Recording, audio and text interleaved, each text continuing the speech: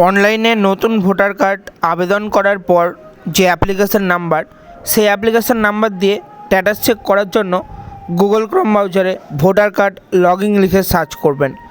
Search করলে আপনাদের সামনে একটি ড্যাশবোর্ড শো করবে। সেই ড্যাশবোর্ডে আপনি আপনার মোবাইল নাম্বার এবং পাসওয়ার্ডটি এন্টার করবেন। তারপর ক্যাপচার কোডটি এন্টার করে জেনারেট ওটিপি অপশানের উপর ক্লিক করবেন। যাদের মোবাইল নাম্বার রেজিস্টার করা নাই তারা সাইন আপ অপশানের উপর থেকে রেজিস্টার করে নেবেন। তারপর জেনারেট ওটিপি অপশানের উপর ক্লিক করলে মোবাইলে ওটিপি আসবে, সেই ওটিপিটি এন্টার করে ভেরিফাই অ্যান্ড লগইন অপশানের উপর ক্লিক করবেন।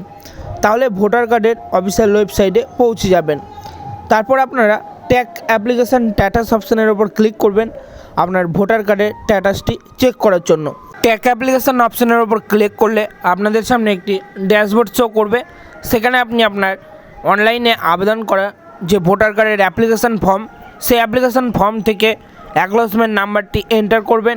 এন্টার করে সাবমিট অপশানের উপর ক্লিক করবেন। সাবমিট অপশানের উপর ক্লিক করলে আপনার ভোটার কার্ডের স্ট্যাটাসটি কোন পর্যায়ে আছে তা শো করবে। যদি আপনার ভোটার কার্ডটি হয়ে যায় তাহলে ভোটার কার্ডের নাম্বারটি আপনার সামনে শো করবে। তো আপনি সেখান থেকে আপনার ভোটার কার্ডের নাম্বারটি কপি করে নেবেন। এরপর ভোটার কার্ডটি ডাউনলোড করার জন্য ডাউনলোড ইপিক অপশানের উপর ক্লিক করবেন।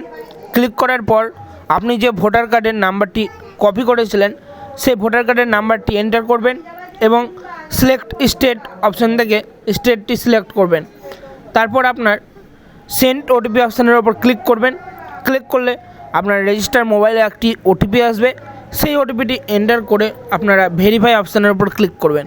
ভেরিফাই অপশানের উপর ক্লিক করলে আপনার ভোটার কার্ডটি ডাউনলোড হয়ে যাবে।